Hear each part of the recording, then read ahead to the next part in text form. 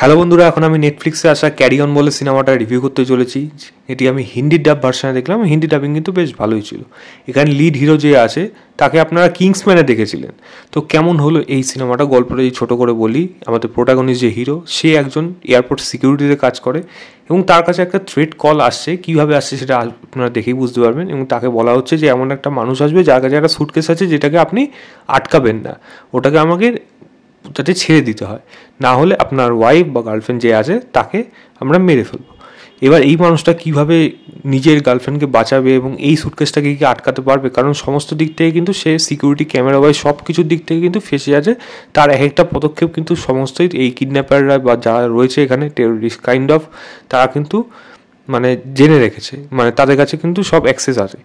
এবার এই মানুষটা কীভাবে নিজের গার্লফ্রেন্ডকেও বাঁচাবে, সঙ্গে যেই এয়ারপোর্টে লস অ্যাঞ্জেলসে যেটা দেখানো হচ্ছে, তো এই জায়গায় কীভাবে সে নিজেকে বাঁচাবে এবং পুরো এয়ারপোর্ট যত মানুষ আছে সবাইকে বাঁচাবে। কারণ ক্রিসমাস ওই সময়, ক্রিসমাসের দিন এবং ক্রিসমাসের আগের দিন লস অ্যাঞ্জেলসে এয়ারপোর্ট হলে মারাত্মক রকম ভিড় হয়। তো সেটাকে কীভাবে ম্যানেজ করবে এবং আলটিমেটলি বাঁচাতে পারবে নাকি, এই নিয়েই কিন্তু সম্পূর্ণ সিনেমাটা রয়েছে। থেকে বেশি জানতে হলে আপনাকে নেটফ্লিক্সে গিয়ে এই সিনেমাটা দেখতে হবে।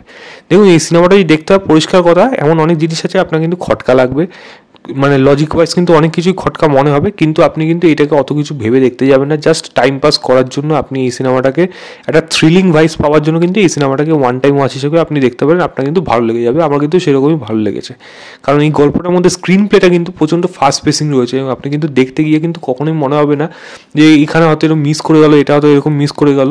এরকম মোমেন্ট কিন্তু আছে, মানে লুফোলস কিন্তু গল্পের মধ্যে আছে, কিন্তু সেইগুলোকে স্ক্রিন প্লে ওয়াইজ এতটাই ফাস্ট পেসে গল্পটাকে এনগেজ করে রাখতে পেরেছে থ্রু এই প্রোটাগনিস্টের ক্যারেক্টারটাকে দিয়ে। তো আমি কিন্তু বলবো বাকি জিনিসগুলোকে আমাকে কিন্তু অতটা আমাকে মাথায় চাড়াতে উঠতে পারেনি যে বারবার এগুলো আমার মনের মধ্যে খটকা আসবে। তার থেকে বরং আমি ইনভেস্ট হতে পেরেছি গল্পটার মধ্যে, যেটা কিন্তু সব থেকে ভালো জিনিস।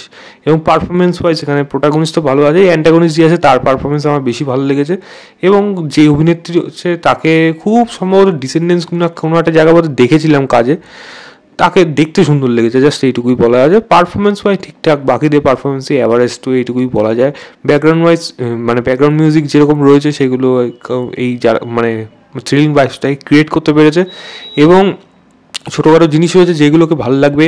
ফাইট সিকোয়েন্স যেগুলো রয়েছে সেগুলো বেশ ভালো। একটা গাড়ির মধ্যে ফাইট সিকোয়েন্স আছে, ওটা টেরিফিক, মানে ক্যামেরার কাজ যেরকম সুন্দর, সেখানে কোরিওগ্রাফি খুব সুন্দর করা হয়েছে এবং দেখতে অ্যাকশন সিনটা খুব সুন্দর লেগেছে। আরেকটা হলো এয়ারপোর্ট সিকিউরিটি ব্যাগের যে জায়গাগুলো দেয় সেখানেও একটা ফাইট সিকোয়েন্স করা হয়েছে, সেটাও কিন্তু দেখতে আপনার ভালো লাগবে।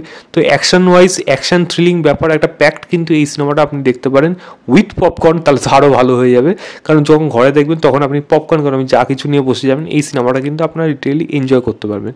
সিনেমার খামতি আছে, ছোটোখাটো অনেকগুলো দিক রয়েছে, সেইগুলো আর খারাপ দিকের মধ্যে গেলাম না।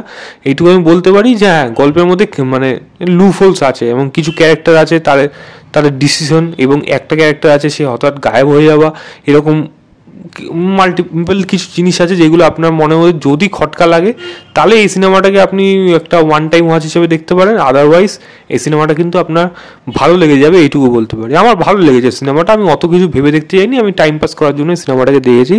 আমি এই সিনেমাটাকে 3.25 দেবো আউট অফ 5 বলবো। নেটফ্লিক্সে যান, গিয়ে দেখুন, হিন্দিতে ডাব আছে, হিন্দি দেখলেও দেখতে পারেন, ডাবিং ভালোই হয়েছে, বাকিটা আপনাদের ব্যাপার। তো এই ছিল আমার ওভারঅল রিভিউ ক্যারি অন বলে সিনেমাটা। ভিডিওটা ভালো লাগলে লাইক শেয়ার, চ্যানেলটাকে অবশ্যই সাবস্ক্রাইব করে দেবেন।